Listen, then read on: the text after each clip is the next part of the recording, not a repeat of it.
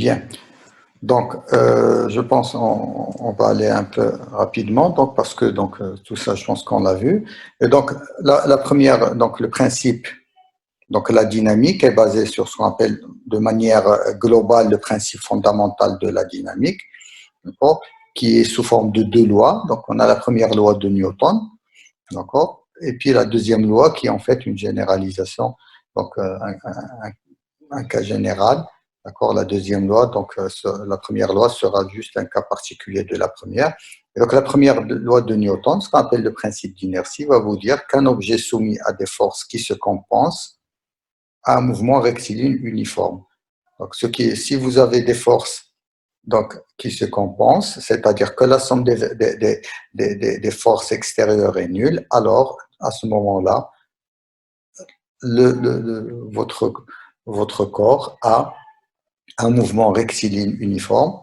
Et donc, ce qui veut dire, donc ça on l'a déjà vu, que le vecteur vitesse est constant, c'est-à-dire que la vitesse, le module de la vitesse, le module et la direction de la vitesse restent constants. Ça veut dire que l'accélération est nulle. Le vecteur accélération est égal au vecteur nul, et donc sigma des forces extérieures égale à 0. Maintenant, de manière générale, donc la deuxième loi de Newton va me dire que l'accélération du centre de gravité d'un solide par rapport à un repère absolu, d'accord, est égale multiplié par donc l'accélération par rapport à un repère absolu est toujours proportionnelle à la somme des forces qui lui sont appliquées. Et donc, on a la somme des forces extérieures égale à m gamma. Donc, à partir de là, on peut définir donc l'unité de la force. Et donc, c'est 1 newton, c'est le newton. Et c'est l'équivalent, donc de la masse, c'est le kilogramme. Et l'accélération, c'est des mètres par seconde au carré. Et donc, on peut dire que tout simplement, 1 newton, c'est l'intensité d'une force qui permet de communiquer à une masse de 1 kg une accélération de 1 mètre par seconde au carré. Bon, ça, c'est quelque chose qu'on a vu. Bien, donc, on va passer rapidement aux théorèmes, donc qui sont très importants. Alors, on va commencer par le théorème de l'énergie cinétique. Alors, pour bien sûr énoncer le théorème de l'énergie cinétique, donc on est obligé de parler du travail d'une force. Et donc, lorsque j'ai une force, d'accord, qui produit un déplacement, alors le travail de cette force-là, d'accord, il est tout simplement égal, le travail élémentaire, c'est la force, le produit scalaire de la force par le déplacement qu'elle produit. D'accord? Alors, si j'ai un déplacement d'un point A vers un point B, donc ça c'est le point A,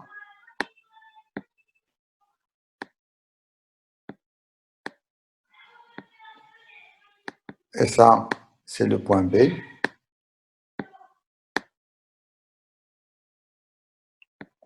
D'accord? Pour le moment, vous vous déplacez de A vers B, et donc le travail, donc si de A à B, c'est l'intégrale de dW, et donc c'est le produit scalaire de la force multiplié de la force par le vecteur AB.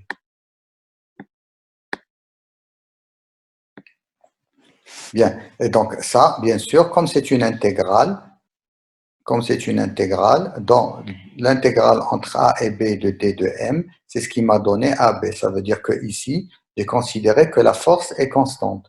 Donc je ne peux écrire cette expression-là que lorsque, c'est ce qu'on va considérer nous pour simplifier donc les choses, que la force est toujours constante, c'est-à-dire que l'intensité de la force ne change pas lorsque je me déplace du point A vers le point B. D'accord? Alors là, le produit scalaire qu'on a ici, d'accord, c'est f, le module du vecteur f, multiplié par AB que je vais dire noter par une distance D, d'accord, mais multiplié par le cosinus, c'est un produit scalaire, le cosinus de l'angle alpha entre les deux.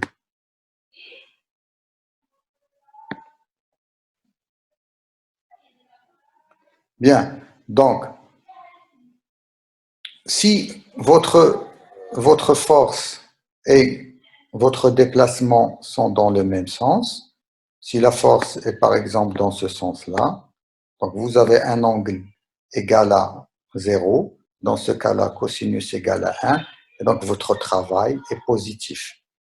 Si vous avez par exemple une force de frottement qui est dirigée dans le sens contraire de votre déplacement, à ce moment-là, vous allez avoir, bien sûr, un travail qui est négatif.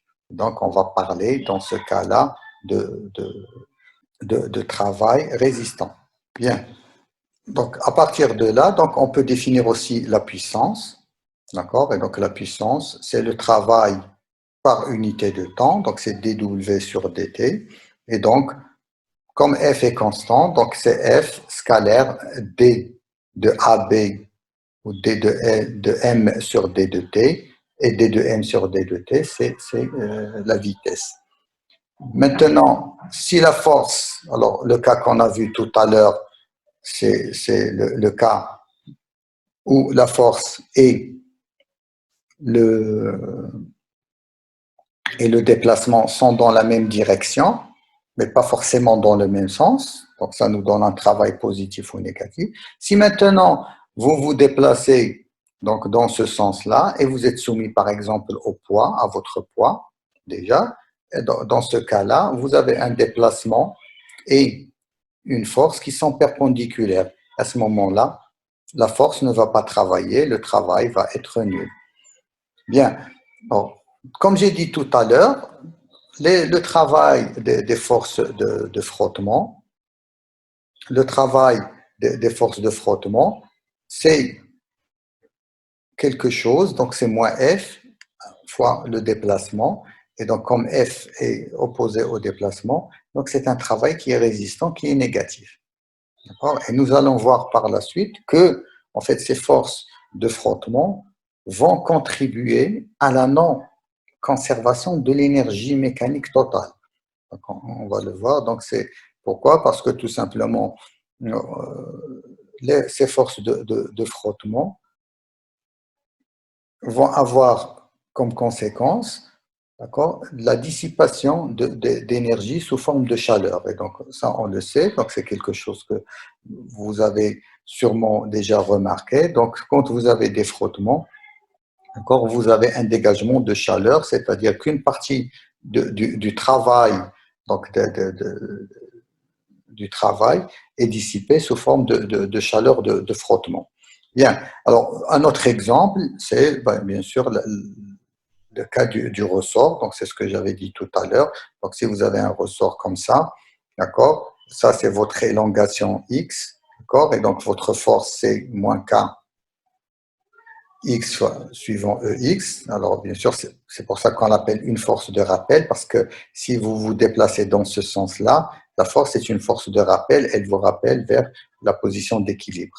Alors, bien sûr, AB, donc c'est là, c'est XEX, et donc le travail élémentaire, donc D de AB, c'est, ou D de M, c'est D de X, d'accord? Et donc, ça va être DW égale à moins K, X, D de X, d'accord? Donc, le produit scalaire. Donc, si j'intègre l'intégrale de x d de x, donc c'est 1 demi de k x carré, c'est-à-dire multiplié par donc, le déplacement ou la variation de la longueur du ressort x.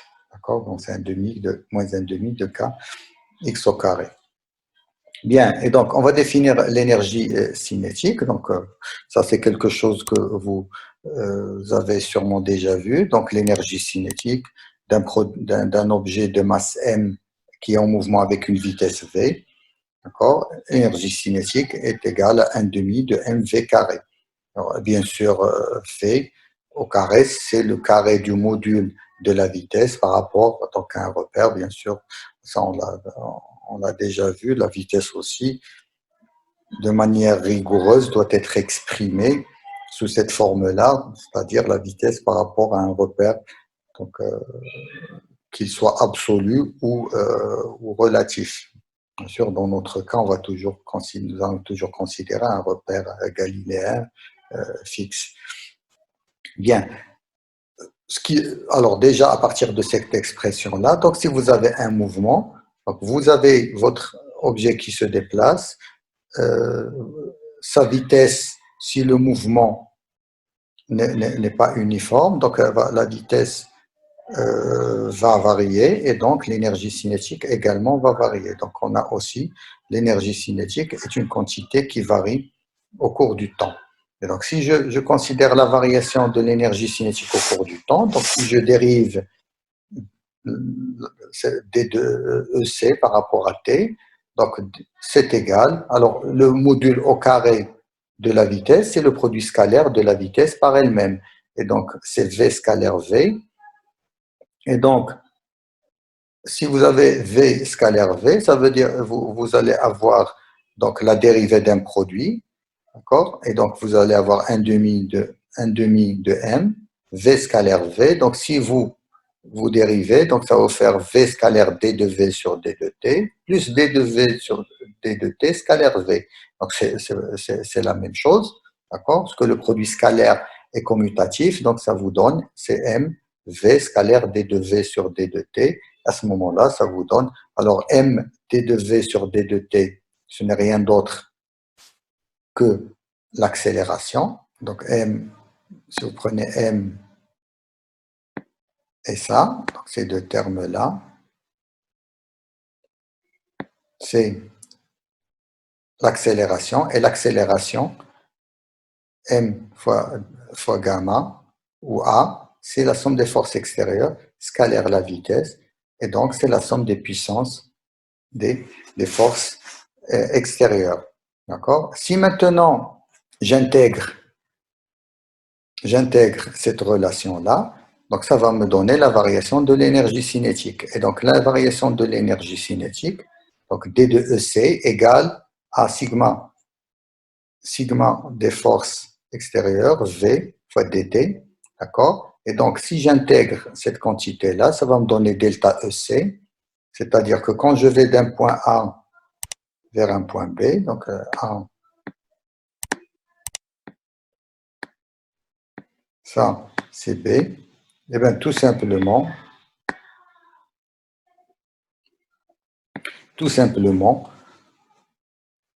la variation de l'énergie cinétique est égale à 1 demi de mvb au carré moins 1 demi de mva au carré va être égale à sigma des forces multiplié par les déplacements, v dt, donc c'est le déplacement, d'accord? Quand j'intègre, donc ça va me donner le déplacement, et donc ça va me donner la somme des travaux des forces extérieures, et donc c'est ce qu'on appelle le théorème de l'énergie cinétique, c'est-à-dire que dans un repère galiléen, la variation de l'énergie cinétique, d'accord, c'est-à-dire l'énergie cinétique finale moins l'énergie cinétique initiale, est égale à la somme des travaux des forces extérieures.